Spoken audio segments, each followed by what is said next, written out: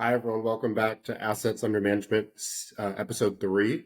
I'm here with the wonderful Gabriel Kraft. This is Misha Kaufman. We're excited to talk you through, I think, a really pivotal discussion on value setting and the importance of your time.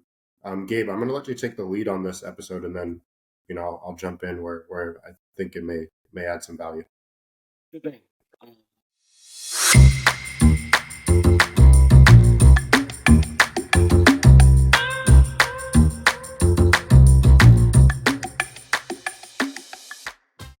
I think we should go back to July 2022. So I had just started having more of an interest in multifamily, having done some single family and some duplexes and quads and tris, and had become the owner of a couple 6-unit apartment complexes in 2017. Started going to events, and the very first multifamily real estate event I went to, the very first speaker was a gentleman who had played for the New York Giants for his whole football career. And he started off with a total pivot of where I thought we were going to go with the conversation. I mean, the organizers of the event had said this is going to be one of the best discussions you're going to get at the event. It may impact your life more than anything else. And true to form, it really did. The conversation wasn't related to real estate, but was more related to this gentleman, Keith Elias, and his experience in the NFL, working with players who spend their whole youth getting prepared for the NFL, then get this illustrious, sort of one-of-one experience as, fill in the blank name, star cornerback for a team, and or in Keith's case, the running back that played for about 8 years. But post-career, they very often go through deep depression because what they were known for, what they valued, what people valued them for was athleticism. And at a certain age, you can't do that anymore at the professional level. So you leave with tons of money, but no value. And again, this is all sort of theoretical, right? Of course, value, but they haven't defined for themselves what does life really look like with beyond money and beyond the sport. And so Keith's job became helping these players, coaching these players, developing a team of people to help these players and coach these players, because for a small amount of time, there was a lot of suicides, actually. There was a lot of other sort of very destructive things happening to these players. And, ultimately, it's a business decision. It looks really bad for the NFL to have players sort of leave and then end up junkies on the street, right? Broke and depressed, and just total spirals downward. So Keith and his team created structures and processes for helping coach these post-career athletes through a values exercise. And he shared it with us. It just really took, about 10 minutes for most of us to sort of do our own exercise. But it's an exercise about defining what do you specifically value, so that you're not chasing this big dream of real estate and passive investment and retirement, right? Or, going really hard about building wealth and not knowing why you're doing it. And so having values is really the basic building blocks of your roadmap to success in the brief amount of time we have here. So the conversation is going to start off related to values and sort of some things you can do to sort of define those for yourselves. And then I will pass it back over to Misha, because having this discussion about this episode, I realized that Misha is one of the more productive people I know. And so in terms of speaking about time and how to use your time and the time value of money and how he's managed to start with a teacher's salary and kind of use the time value of money over about a decade to get where he's at today. So in the values discussion, it's pretty straightforward. I walked away from that session realizing that I had not sat and done a values exercise, which is a very simple ordeal. You go through and take a list of 50 values, then narrow that list down to 10. Then you step back from that list of 10, you go back to that list of 10 and you narrow it down to 5 or 4. And then you go back to that list of 4 and you prioritize. So you're going to set your highest number 1 slot your number 2 slot, your number 3 slot. And if you feel like the need to, you can have a fourth one. I have a fourth. And ultimately what that does is it helps you stay on course so that when you're on this road to success and you're fighting really hard to get all these things related to money, you can step back and go, wait, am I sacrificing the things I actually value to try to get this money? Because money's only going to give you more access to the things you value. But if you're sacrificing right off the top things that you value that you wouldn't even have to spend money on, then you're sort of making a backwards decision in terms of chasing money through all the sacrifice. And I'm not saying that you shouldn't sacrifice to sort of get yourself in a position to retire. But if you have an idea of what you value, you can do it in a much more efficient way. And I'll give you an example. For me, I looked at it, and the values, the way you define them, are for yourself. So it's not like you're doing this for somebody else. Somebody else's definition of my number one value, family, might be different than my definition. My definition is when I stepped back and I looked at the things and the moments and the experiences that I'm putting all this effort in for. It was so that my kids were very young at the time. 2027, my daughter was born. My son wasn't. My son wasn't even on the way yet. And I knew I wanted to build a little family and have a lot of family time and spend a good amount of energy focused on that nucleus in my family. But I also got a ton out of visiting what I call my ohana, which is like a Hawaiian term for the family you choose. Not necessarily your blood, but your friends, your acquaintances, those people that you love to travel 600 miles to go see or go on vacations with as a crew. And so I had sort of that is my number one goal. I wanted to be able to afford to do cool things with my ohana, with my family that I've chosen over the years, and see them more and have time with them. So time with them was really critical. Quality time didn't have to do with volume so much as volume. So I did this exercise and I came up with my list of 4, and you can try it on your own. So within the show notes, we will leave a link to an exercise that Misha and I created. It's very straightforward. I mean, it just gives you the list of 50 that we've pulled from various other forums and other exercises. So it's a list of 50 values. You go through that list of 50, you pick 10, and there's directions in there. And ultimately what you end up with is an ordered list from 1 to maybe 3 or 4 of your personal values, and then you can use that as your roadmap.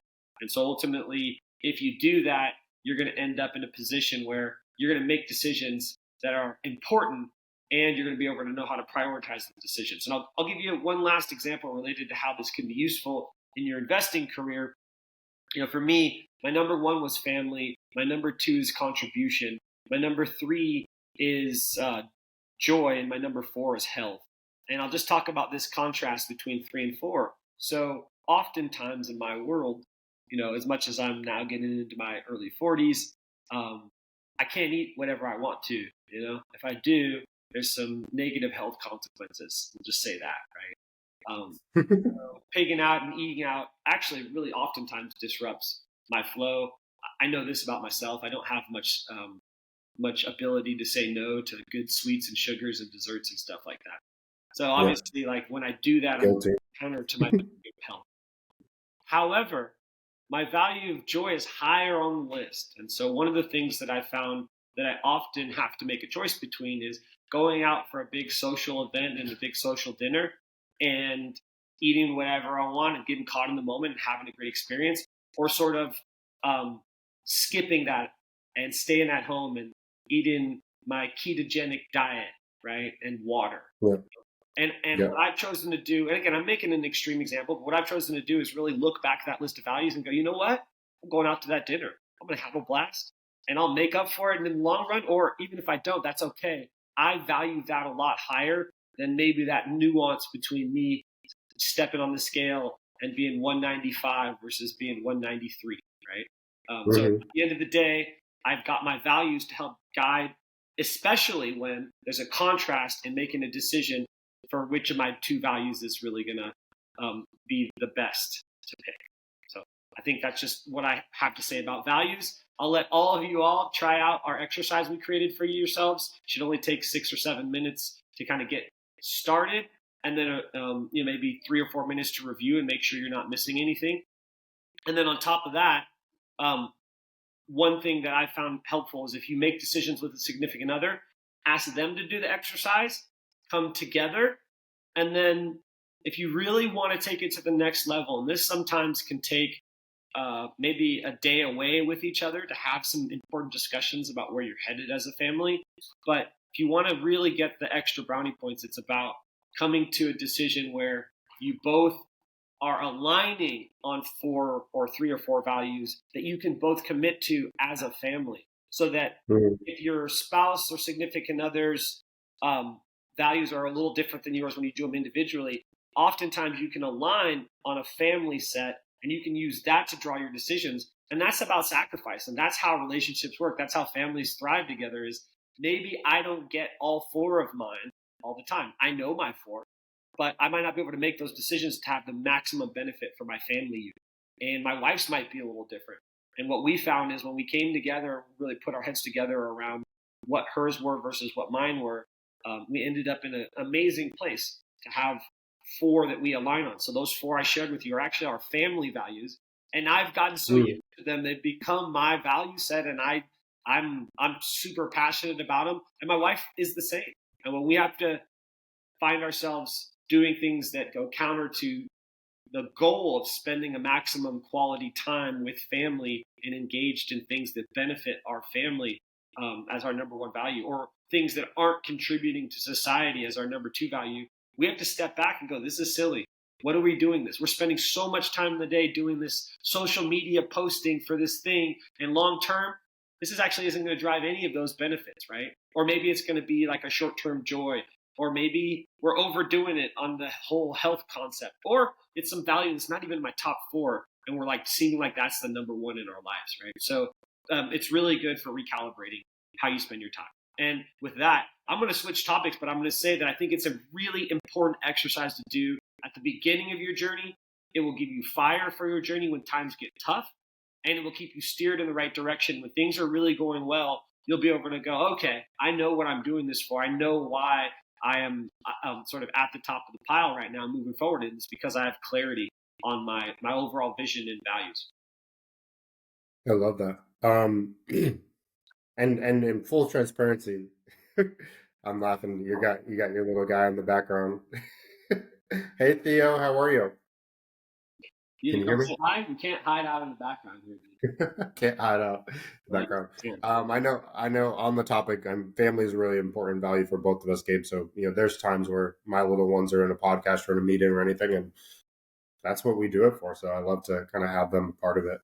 On the subject of values, there are a couple of things that popped up for me. One, in full transparency, it's probably a good time for me to revisit those things, right? So just making sure that I'm calibrating what I'm doing based off of what I want my values to be. But there are a couple of the kind of nuances that I think will be helpful in this conversation that we can also, add to the documents that we share with you. So one, we have actually 2 types of values, whether or not we know it consciously or not. We have moving towards values, such things as joy, family, contribution, things that are positive. But people also have negative values that affect their drive and motivation. So like for me, my top negative value is rejection, right? So like if something happens that where I feel rejected, that has a negative impact on me. But and everyone's going to have negative values. You can't just decide that, oh, I'm not going to feel rejected today. But what you can do is you can redefine that. So for example, if I'm a salesperson and I'm trying to make 100 calls a day and rejection is one of my top values, one of my top negative values, that's going to be a problem because you're going to deal with rejection when you're calling people. But maybe I redefine rejection, or, the rule that I place for my life may be, rejection for me is not going out there and doing my best, right? So that if my rule is I didn't do my best and then I will feel rejected, but I'm not defining rejection as, oh, well, I called someone and it didn't work out. So you can redefine a little bit of what those negative values are and those positive values are so that you're able to meet them, right? So a lot of times we have values, but we don't have a clear criteria or rule that we set up for ourselves that lets us know that we achieved that value. So we could be, like my value could be health, but if I don't have a definition of what it means to achieve that, I could fast for 10 days. I could, do keto. I could work out for 8 hours and feel like, oh man, I didn't do enough to reach that health goal. So you also got to kind of create some rules and actually make those rules rather than like a really high bar, make that bar really, really low. So for me, health might be eating a banana and, going on a walk. If I have a low bar, then that means I'm going to have that feeling of happiness and success more often than if I have a really high bar, so that even if I did a lot of things but I didn't reach it, then I don't feel like I've felt like I've achieved that value. So those are kind of my two nuggets that I think will be helpful for people that are listening on the podcast. That's huge. I never really thought to sit back and think about what my negative values are. So I will be doing that exercise and maybe adding that to this exercise that we built for people would be helpful. Yeah, Come up with a good. it's like you're in a car, right? So it's like you got one thing that's pushing on the gas, another thing is pushing on the brake, right? Like whatever we're doing, there's some stuff that holds us back from truly putting everything into it. If we know what those things are, especially on the brake, we can figure out how to let go of that. Then you're able to reach your goals without a lot of tension or a lot of kind of emotional back and forth. It makes it an easier I love process. that. I love that those emotional triggers. I will definitely be doing that. I'll add that to my repertoire of things because I definitely have the positive triggers, right? I'd love to figure out what those negative value sets are for me and for my wife. It's good. Yeah. Uh, I think, and then as we've talked about, kind of actually, Gabe, sorry, I cut you off. Go you ahead. good? What were you gonna say? I was just gonna say I want to hear a little bit more about how you um, define quality uses of time and time. I know that we've covered values. It seems like pretty extensively here in 15 minutes, but for the last little bit of the podcast, I wanted to get a sense from you around what would be your advice for folks as they get into this. A lot of people are doing it as a side hustle, right? As a way to Mhm. transition out of whatever their primary focus is. Even if you're a retiree and you've done really well at a dozen businesses and this is a method for you to save taxes or something like that. Getting into real estate does require a lot of time. So one of the things I respect about you, Misha, is your value of time, your use of time, your efficiency with time. You're even efficient with words, which has never been my strong suit. And it's been fun to watch. So give us a little bit of nuggets from your experiences, things that have worked for you, right? Because obviously it's not going to work for everyone. Yeah, yeah. Sharing your own journey. Well, I think, I mean, now is different than it used to be, right? So now, I'll kind of talk through now because I think that's where I'm living right at the moment, and then I'll kind of talk through how things used to be. But in this moment, time is the most important value that I have, like period, because you don't get that back, and I want to spend my time with people that I like, doing work that I like, or that's meaningful, right? So if there are things, and I just kind of just made this shift in the last couple of weeks, so that I was spending like nights from like 10 to 12 o'clock doing work that was important, but like didn't energize me or make me feel good. So those are things that I got to a point where like, let me create a structure and system to have someone else do those things, and I can kind of manage them in that process. But I take back, and I'm willing to pay a little bit of money for that, which is a luxury that I wouldn't have had a couple of years ago. I'm willing to pay someone to do the things that are important, but I don't want to do or don't fulfill me, so that I can spend the time doing what I would like to do. So the quality of my time is really, really important, but it doesn't mean that I don't work a lot. I work, very, very extensive, but if I have flexibility of when I'm working, who I'm working with, I have pockets where I can spend time, really, really quality time with my family and my kids, then it makes it a lot more manageable. So the way I try to structure it is, I think on a Sunday morning, I'll usually kind of take myself out on a, I mean, I'm not taking myself, but I'll wake up a little bit earlier, sit down, journal out, what do I want this week to look like, right? What would my ideal week look like if I sat back, the next Sunday, what would I feel good about having happen on those days? And I kind of write that out. So I try to write out, the top three things that I want to accomplish at the end of the week. Other things that are in my mind that I know need to get done, but also like, would I be spending, what would I be doing for a date? What would I be doing with the kids? Who would I be hanging out with? Like, what does that ideal week I've always loved look like? you have the whole plan each week just for some context, Misha's a regional manager, and he oversees a bunch of people, a handful of people that manage the properties that he oversees, and those on-site managers have tough worlds they live in, and it's really cool because I see, Misha, part of his Sunday routine is writing through how he's going to coach them and support them and lift them up for the week so they can be better at their job, so that everybody kind of wins, their tenants and their employees that look up to them on site. So it's just cool because I've definitely seen you be consistent about that Sunday exercise. I'm sure you're not perfect. I'm sure it's not every single, Yeah. but for the most part, It's not you're perfect. starting to. It's adjustments. Yeah. Yeah. Just like with your values, right? Like you got to adjust, but you kind of have an idea of what the week looks like. And then at the beginning of each day, what I like to do is the same thing. After I work out, I sit down. What are the top priorities that I need to get done today? What are the top things that I need my team to do today? Right. So I have all that kind of in my head, and then I can prioritize in my head.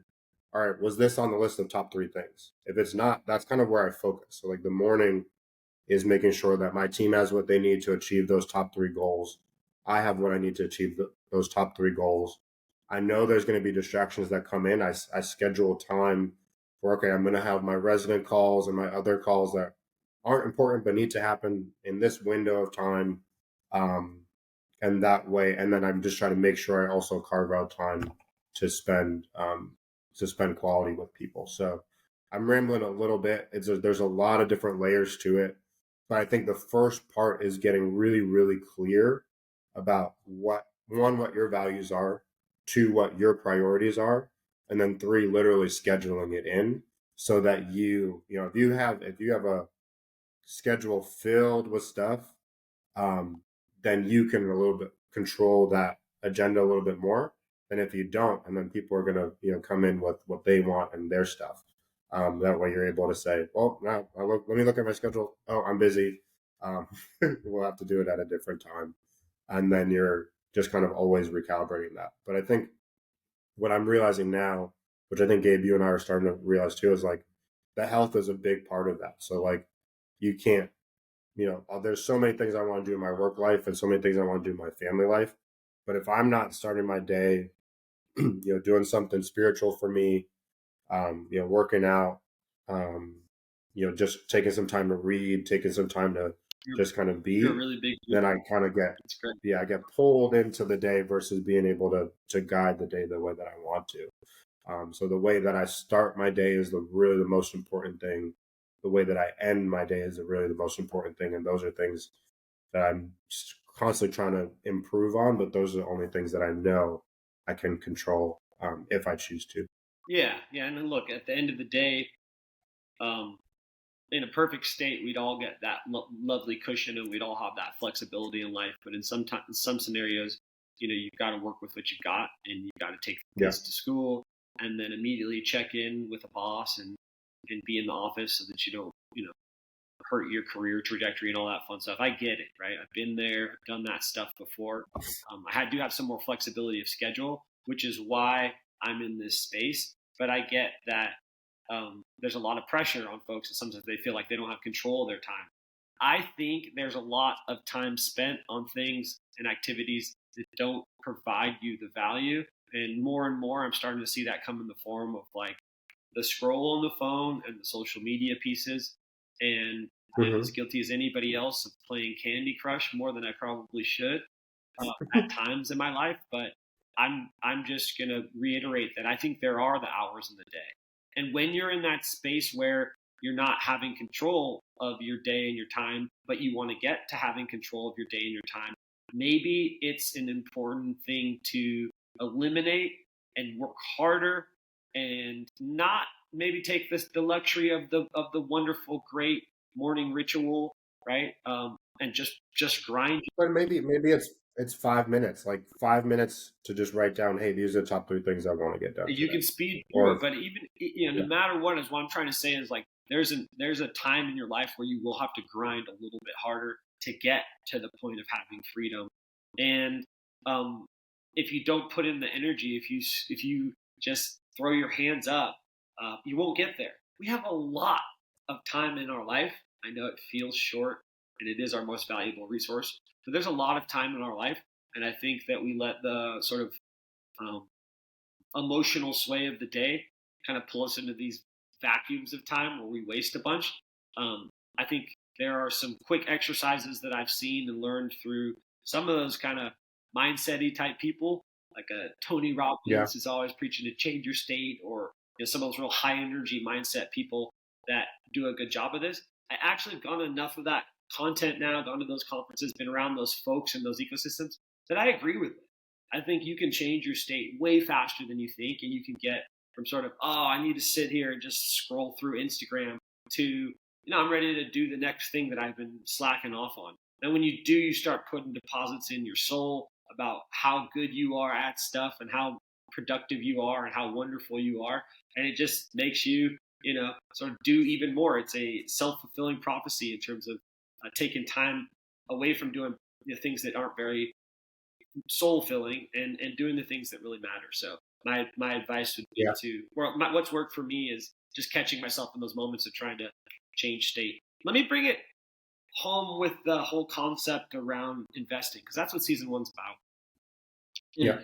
As valuable as our time resource is, it can work in your favor when it comes to investing. And so I want to talk to you, Misha, a little bit about investing and the time value of money and the importance of getting started down the journey and using every market and every market cycle and every part of the market cycle to continue to move forward, using a sports analogy, to move the ball down the field, so to speak.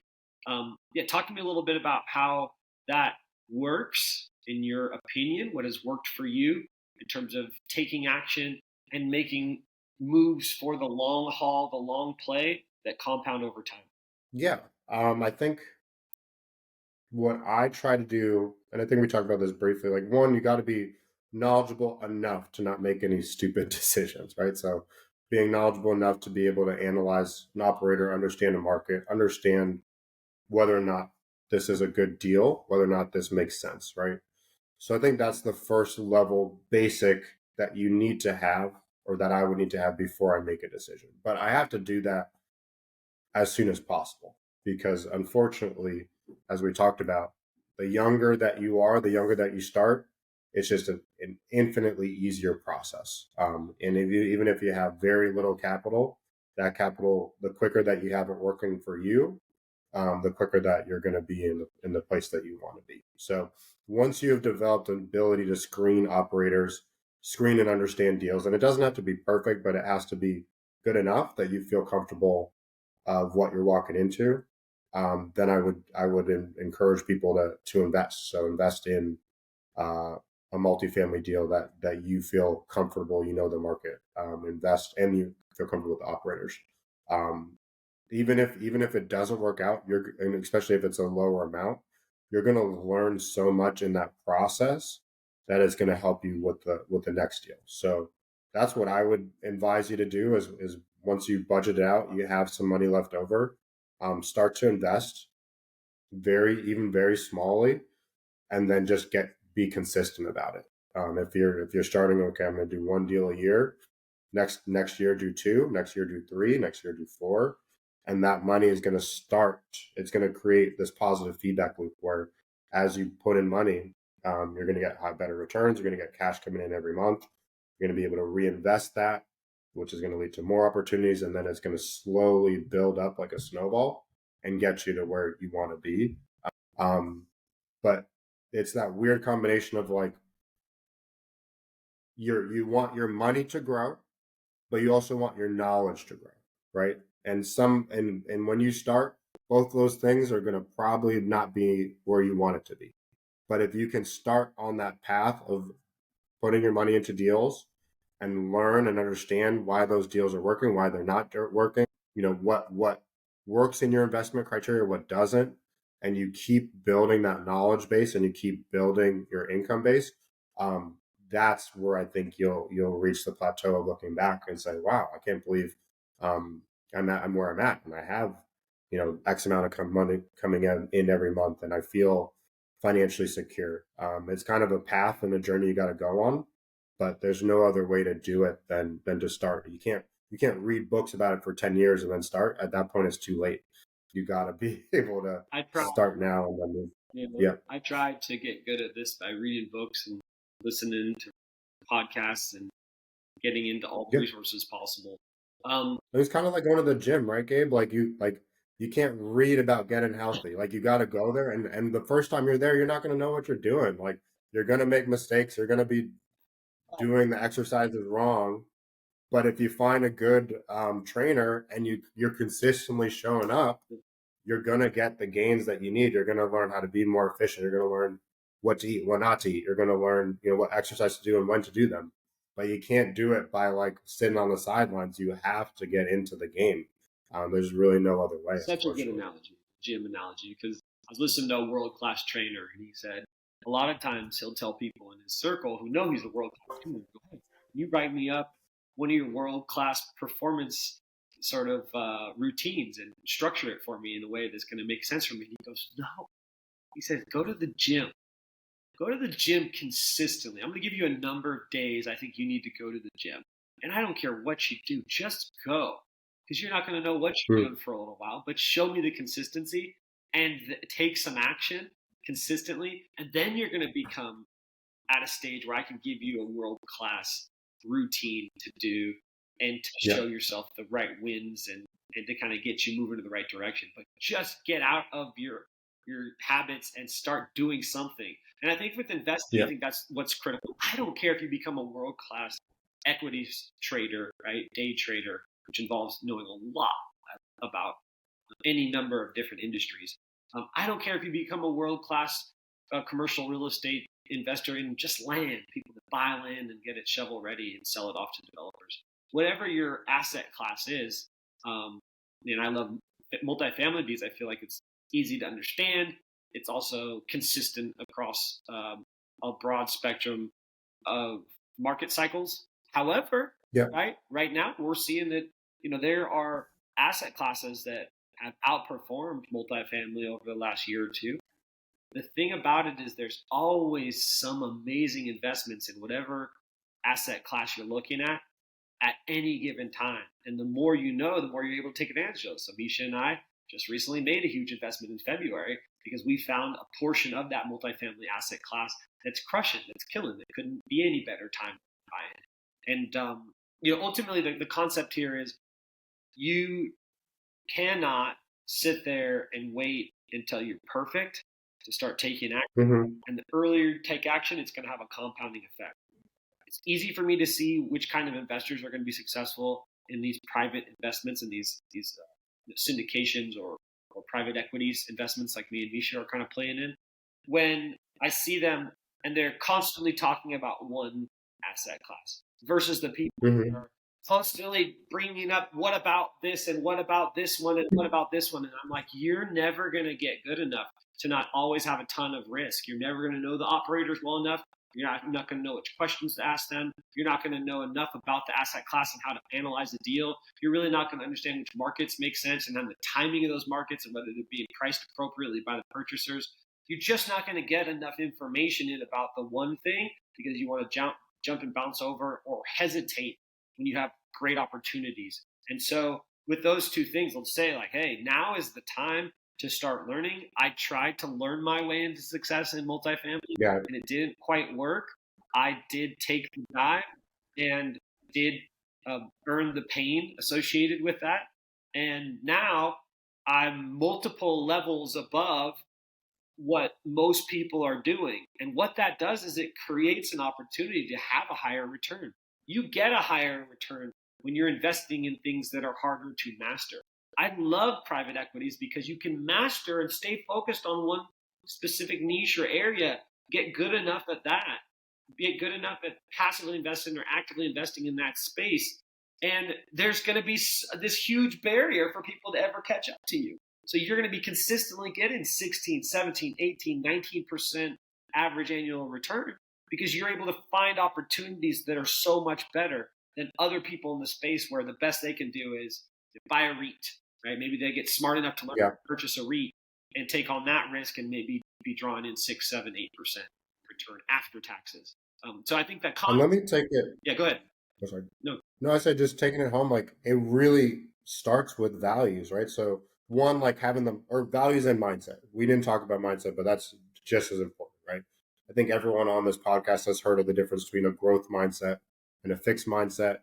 If you haven't heard it, essentially a fixed mindset thinks that your traits are fixed and you can never get better. So then at that point, you're not willing to really be open to learning. Someone with a growth mindset takes every opportunity and thinks that you can learn and build your skill set and develop it. In order for you to be successful in this business, you have to have that growth mindset, being willing to learn.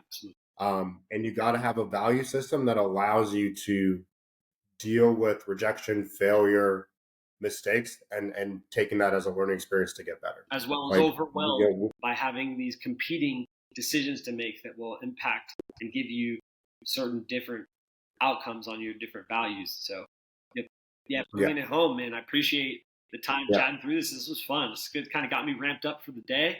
I hope people get energized to start taking some action, even if it's just the education side and getting the books together and listening to the podcasts and spending the time to get ready to gear up and put some coins into an investment of some kind that reap you a solid return, because you shouldn't overanalyze. At some point, you've got to take action, and you got to be doing it and remember why you're doing it, which has to do with setting those values.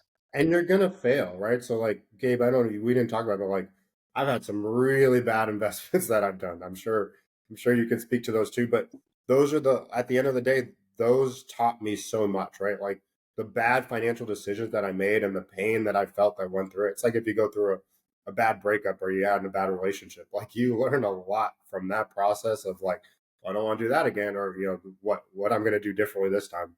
But that's a part of the process. No one's going to be a perfect investor. Even if you're Warren Buffett, you've made bad investments, but you figure out from doing it what works for you and how to learn and then get to where the learning curve is also shortened, y'all. Like Warren Buffett back in the day, he didn't have the internet. Even more recently, he didn't have all this, AI tools to be able to quickly get information. You don't need to be in some secret society that has all the answers. They're all out there on the internet within your grasp with your phone. And so, yeah, you have to take action to get a different type of learning, which is, I'll call it like failure university. My brother always reminds me that those first 2 units we had, which barely made any money. They made money, but anybody could have made money when we bought. The timing was fortuitous for us, but in hindsight, like we didn't pick a market well, we didn't operate well, we didn't have good third-party management. It was all of it was bad, bad, bad, and I learned so much about what I didn't want to do that it made me hyper focused and vigilant as I'm making bigger investment decisions. So remember, the exponentiality of this is like as your money grows, your decision points and the importance of them grow. So again, time value of money. Please start taking action. And with that, I'll remind people we have the values exercise in the show notes. So please feel free to jump into that and take a couple minutes and set your values and then take some action, which is what we'll be helping you do through season 1 as we look in our next episode about sort of how to start the vetting process. And true to form, Misha kind of suggested that we begin with vetting an operator. So that's what's up next. Sounds good. All right, guys. We look forward to talking with you again soon. Hope you have a great rest of your day and week. Signing off.